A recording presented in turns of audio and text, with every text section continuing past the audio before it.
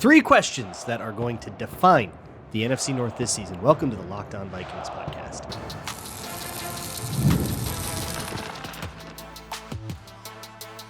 You are Locked On Vikings, your daily Minnesota Vikings podcast, part of the Locked On Podcast Network, your team every day.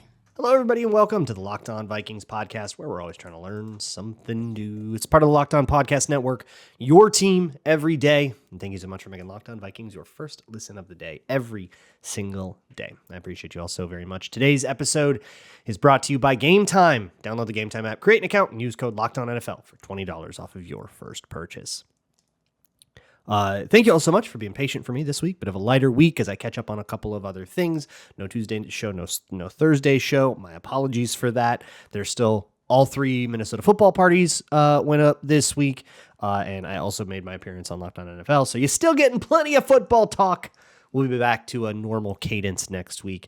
Today, we're going to branch out a little bit. Talk about the NFC North. And in particular, I was on a long drive, mind wandering, thinking about the other teams in the NFC North and specifically what is going to define their matchups with the Vikings this year. And I kind of found myself gravitating toward a few things that maybe I'm just not familiar enough with these teams because I don't cover them, or genuine question marks that these teams have and how they line up with the strengths and weaknesses of the Minnesota Vikings. So we're going to go through each team today, and I'm going to ask a question. I'm going to do my best to answer it, but I do invite Peter, Lauren, Matt, if you guys are watching this, I invite you to answer this question for me, and I'll try to keep it as substantive as possible, because when you want to, let's screw it. Let's start with the Bears. The Bears, I already did a crossover with Lauren a couple weeks ago about the sort of dueling rebuild thing that the Vikings and Bears have been on since 2022, kind of both changing head coaches and GMs at the same time, and their paths have very much diverged, and the Bears embraced this tank, and the Vikings very much refused that, and where are they now? That's a conversation that really went to some fascinating value propositions, and I recommend that you go listen to it. But whenever I talk about the Bears on Locked On NFL, I find myself sort of falling into the hole of it all is down to what Caleb Williams can do. And that's such a lame, I want to branch that out better. Cause it's just boring. Yeah, man, they'll be as good as their quarterback is. I don't know. I feel like a lot of national people fall into that, and I do that too on Locked On NFL. You can find me on Wednesdays, on the Madman show, Wednesday mornings. And so I kind of wanted to branch out away from that. With the Bears, I think the main question mark for me, there's the question marks about their team. Are the pass catchers going to be, better than last year by enough to sort of make that offense go? Is the Ben Johnson thing going to work with this group of people, or was he a product of the Lions? And all these other questions that you would hear them debate on, First Take and NFL Network. And sure, we'll find answers to all of those, and you could talk about it until you're blue in the face. I'm sure Lauren has done plenty of that.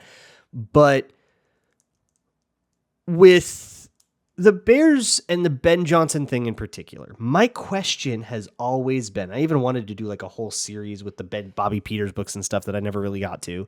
My whole thing has been, what kind of offense is Ben Johnson going to design for Caleb Williams, and how will that offense interact with what Brian Flores does? I remind you that Ben Johnson has owned Brian Flores. He is on a 5-game win streak against Brian Flores, and the defense didn't look good in any of them. But so much of that also had to do with the talent that the Lions have had, specifically the talent that they've had up front, the type of quarterback that Jared Goff is, and the strengths and weaknesses that he proposes, and how that interacts with the blitz-heavy style that Brian Flores puts forth. We've covered this ad nauseum on this show. Jared Goff can get the ball into tight windows in the intermediate range, and he can get the ball out really quickly and do that, push the ball 15, 20 yards downfield without it taking a super long time. You get a reasonably fast receiver, and suddenly the wheels can totally fall off, not to mention make one guy miss a tackle and everything goes wrong, and all the run game stuff they do and all this interesting stuff, right? That is so possible in Detroit. how are you going to replicate that kind of success, that kind of game plan in Chicago? And when asking around in Chicago, when I would talk about it on NFL, on Locked On NFL, and say, hey, this is why they're successful. How's Ben Johnson going to get that again? A lot of people's answers were, it's already been said that Ben Johnson is not going to run the Detroit offense. He's not just going to, copy paste the Detroit offense and try to square peg round hole it over there. Probably the right decision. But okay, what's it going to look like? So my question is more of one about like the shape of the Chicago Bears rather than the success of the Chicago Bears. You are Ben Johnson. You have Caleb Williams at your disposal.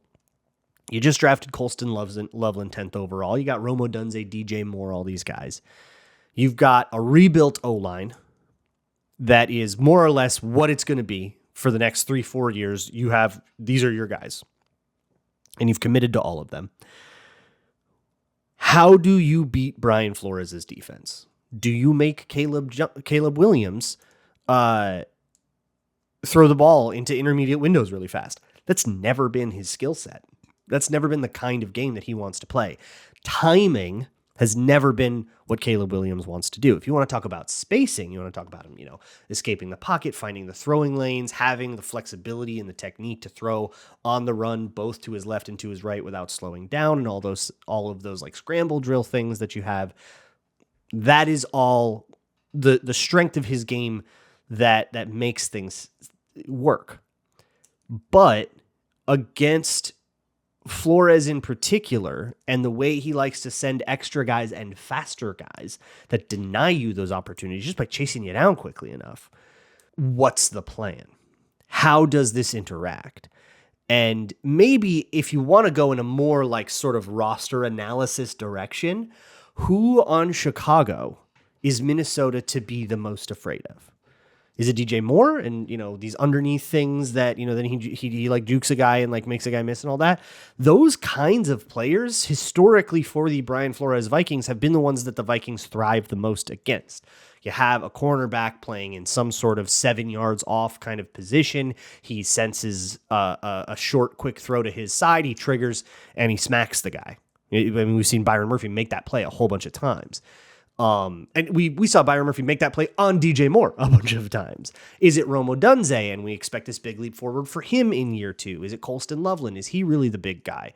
That's a pick I didn't personally like, Colston Loveland, but hey, I've been plenty wrong about the draft a lot. So maybe I'm super wrong. Maybe he's going to be the guy, and they're going to like have this sort of Travis Kelce-ish dynamic in Chicago. Stop me if you've heard that one before. That's just that Chicago will simply just replicate what the Chiefs do. But that's the question that I have is, what do the Bears have that is going to attack Brian Flores and make me as a Vikings fan shake in my boots?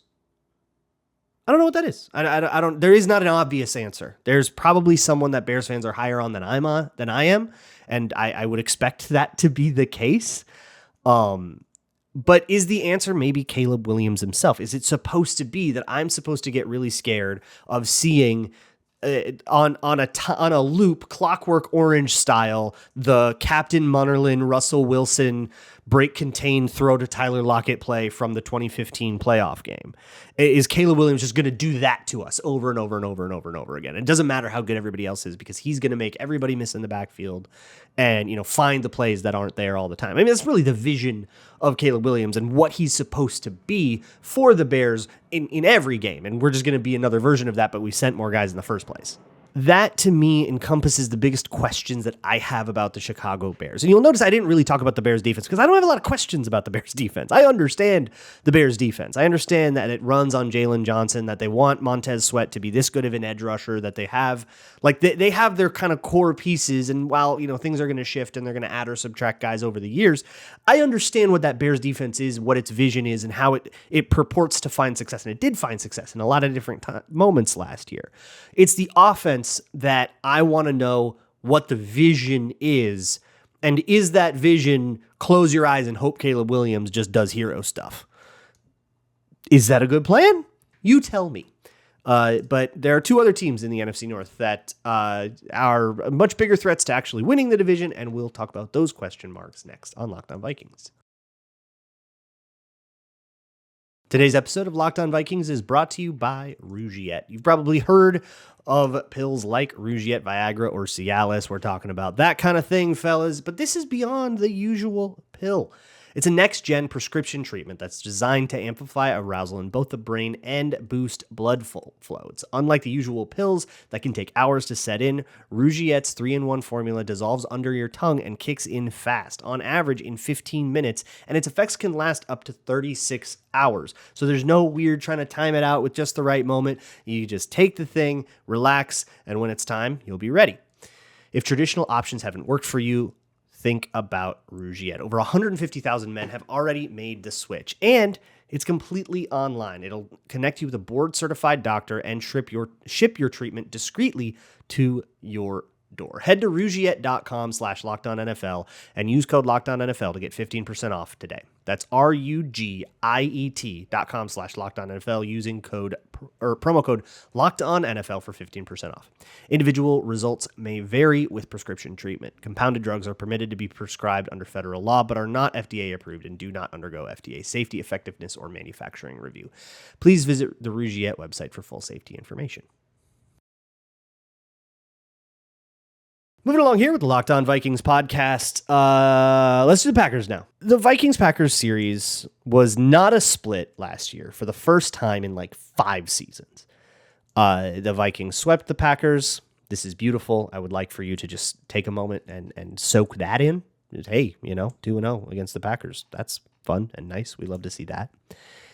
And both of those games followed this very similar structure where the Vikings got out to what would ultimately prove to be an insurmountable lead, and the second half consisted of the Packers like testing that premise, right? And I think they both ended up being 2-point wins, but they both came down to like onside kick nonsense, right? And it always felt like you were just like one possession out of reach because that halftime lead was just a little bit too good.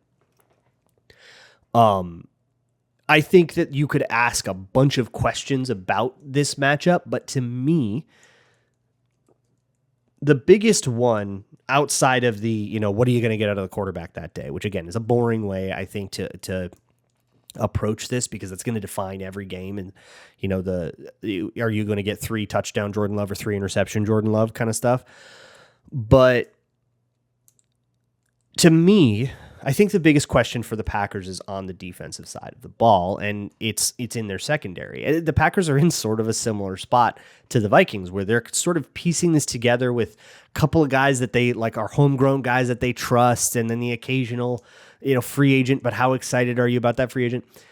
And so my question is, how are the Packers going to deal with Justin Jefferson and Jordan Addison? This has been a fairly consistent problem for the Green Bay Packers. I think the best that they did against these guys was New Year's Eve 2023, which was a big Jordan Love game, where Addison was held to 28, Jefferson was held to 59. And most of the narrative of that game has, to me, from our side, from the Vikings perspective, was more about kind of what happened to like Jaren Hall, and then it was about, Jordan Love going crazy on the other side of the ball. And then obviously the slip and slide game at the end of the 2022 season, where Justin Jefferson famously only caught one pass for 15 yards. Jair Gritty's on him, but Jair's gone, and whether they cut him or not, that version of Jair is long gone. But like you look at just about any other matchup, both the games last year, these guys were both pushing 100 yards. Jordan Addison, held to only 6 catches for 69 yards and a touchdown in the December matchup last year. And then, of course, Justin Jefferson in games before that, went for 169 in 2021. In the first Kevin O'Connell game, he goes for 184. These guys have popped off on the Packers in both Lambeau and in US Bank Stadium. How do guys like Keyshawn Nixon plan to deal with this? If you want to kind of shut down Justin Jefferson, I think the best example of that happening was that Jair Gritty game, where there was no Jordan Addison yet, and they didn't really get anything out of TJ Hawkinson. This was very much the offense is going to funnel through Justin Jefferson kind of day.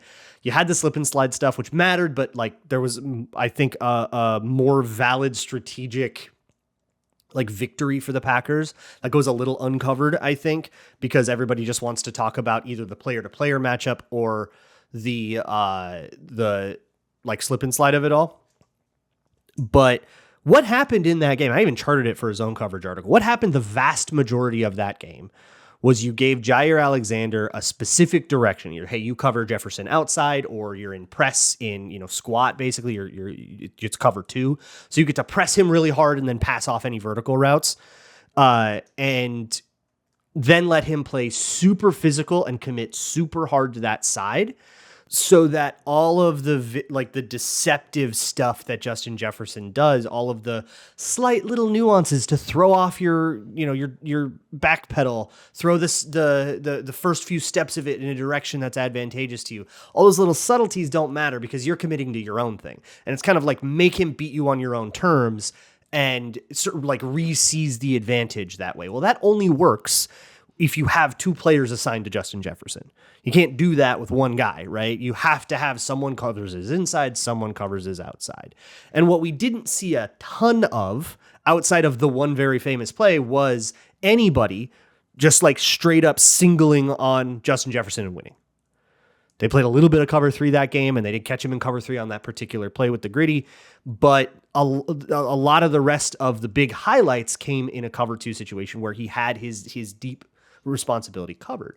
So is that what the Packers are going to do? The problem is that's basically what they've done in the last 4 matchups with Jordan Addison on the other side of the field. And the Vikings are 3-1 in those matchups now. And Jordan Addison has popped off in those, finding, Jair Alexander in the slot and cooking him for a touchdown. Or you can get, 4 Sam Darnold touchdowns kind of day like what we had in Lambeau last year. So what's the plan? Are we trusting Nate Hobbs and Keyshawn Nixon and Javon Bullard to just like man these guys up? Or are we just going to say, hey, we don't think you're that good, and we're just going to like throw our random Raiders cast-offs at you? Are we like hoping for a bigger thing from like Carrington Valentine? Are we just going to zone this off? Are we going to try to win this game in a different way? We'll blitz a whole bunch and hope JJ McCarthy falls apart. Are we going to super commit to both of these guys? We'll double them both and then, trust that TJ Hawkinson can't beat us. What's going to happen in these games? I'm very curious to see not even if the plan works or not, but just what the approach is, because what they've been doing in the last few games has not worked. And the Vikings have moved the ball really, really easily for the most part. What hasn't worked for the Vikings is basically whatever they've been trying against the Lions. They haven't beat the Lions in 5 matchups now. I think we're coming up on 1,000 days since they've beaten the Detroit Lions. We got some questions. It's going to be a matter of picking one. That'll be next on Locked On Vikings. This episode of Locked On Vikings is brought to you by Gametime. Have you ever decided, like, spontaneously, hey, what if we went to a ball game today? What if we went this weekend or whatever? But, like, it's so hard to get tickets.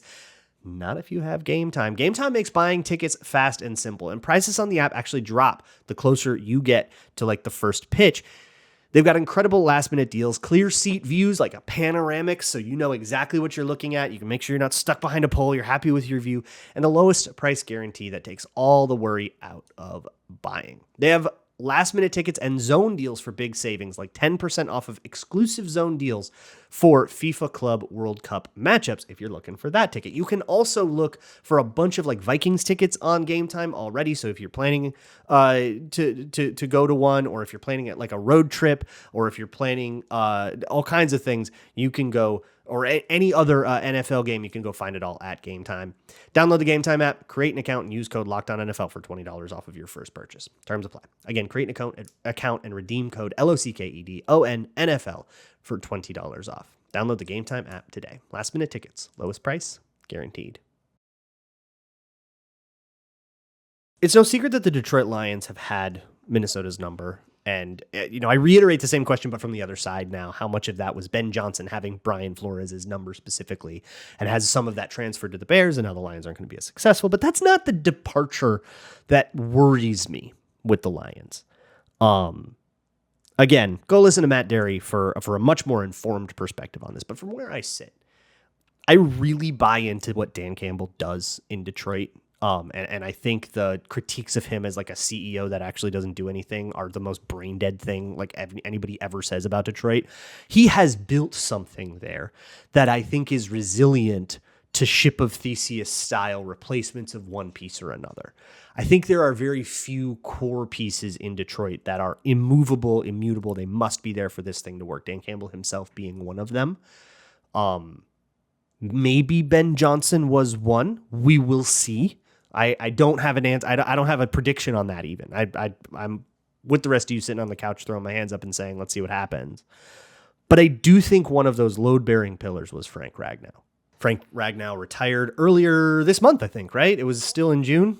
I don't know what time is, but Frank Ragnow retires, and it sounds like the plan to replace him, barring some free agent signing or some trade or something that hasn't happened yet. But right now, it sounds like if they had to play a game tomorrow, the plan would be to take Tate Ratledge, who played guard in Georgia, and kick him inside to center. That's been the way that they have been working all throughout the spring, and I don't think that they would waste those reps on a rookie if that wasn't their serious plan, right?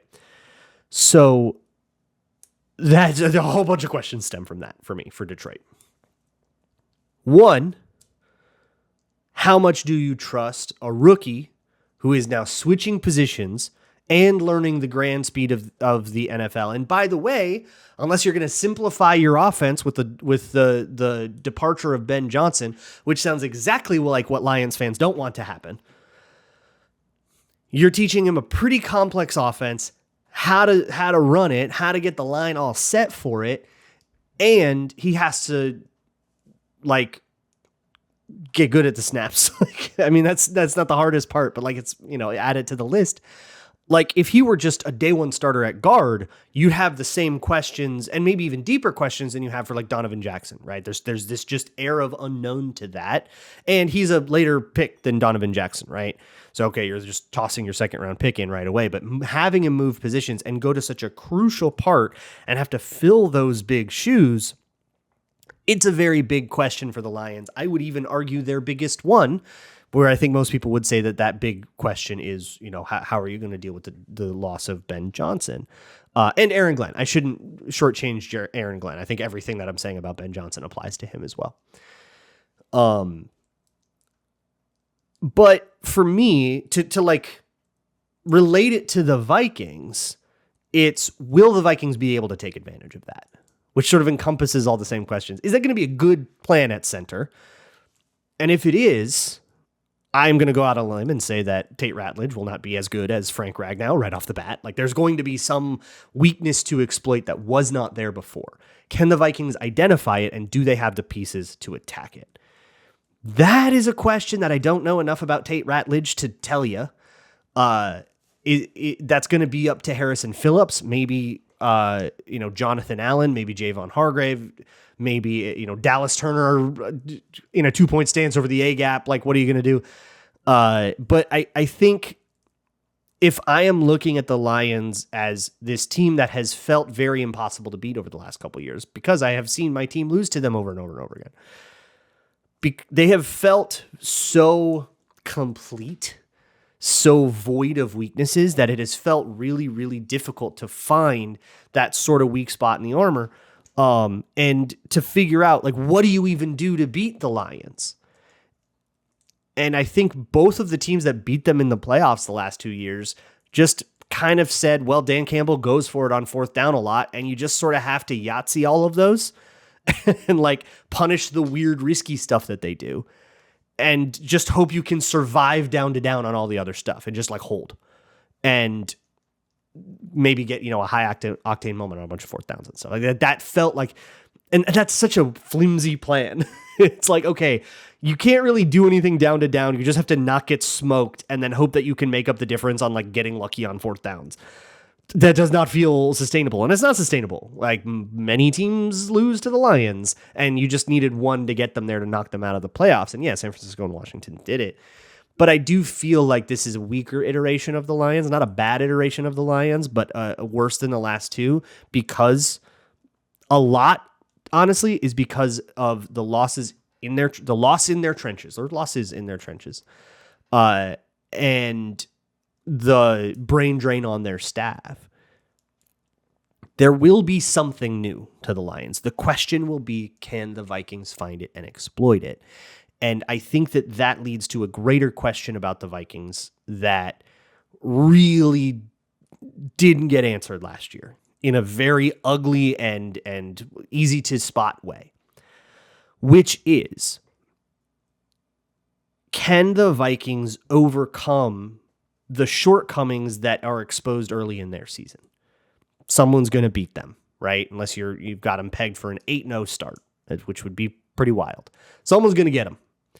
Whoever does that is, or play well against them, right? Expose whatever their shortcomings are, whether you think it's going to be corner, whether you think it's going to be, the new additions on the O-line not holding up, whether you think it's going to be J.J. McCarthy. Somebody is going to show what that is. And the question will be, can they find a way to adapt through that? I think the Vikings have done a pretty good job of adapting to their shortcomings, but when the going got tough last year, when the pressure was really on, which was Detroit and Los Angeles, the last 2 games that they lost, they backslid into their own worst habits. I think that this is a Kevin O'Connell pattern that's a little underrated. And I think Kevin O'Connell is a very good coach. He just won Coach of the Year, so don't freak out, okay? I'm not saying Kevin O'Connell is bad. However, this is something that I think has undone them in both of their playoff seasons, which is they've found something that sort of worked as a subversion and sort of helped solve the problems they had going into the postseason. In 2022, they found a way to incorporate more man coverage into the Donna Shell defense and it kind of stemmed that bleeding a little bit when it came around time for it happened at about halftime of that Colts game, and then they had a couple after that where they managed to sort of play a little better man-to-man. And I think in the 2024 season, it was using a little more rotation on the D-line. You started to see more Dallas Turner minutes. You started to see more Jihad Ward splash plays, Jalen Redmond splash plays. You think about the Atlanta and Chicago games and the second Packers game, and you started seeing these splash plays from depth players. And then you get into the Lions game and the Rams game, and those guys didn't play at all. It was 100% Jonathan Grenard, Andrew Van Ginkel, get them gassed, and then they don't get anywhere. And those guys both got the crap kicked out of them in those games. And the Vikings couldn't get any pressure on Stafford or Goff, and they lost. And the same thing kind of happened in the first 2 iterations of those games. So I think the Lions are, because they're a good team, are going to be a good litmus test for this. If you go into your first matchup with the Lions and you lose, what are you going to change about your second matchup with them? And if you have to play them a third time, very much a possibility, are you going to change things accordingly again, or are you going to backslide into your old bad habits because the pressure's on, and then suddenly, your habits show when you feel a little bit of pressure? I will see you all next week for a normal week, as normal as it gets on this show. I will see you all for that, and as always, Skol.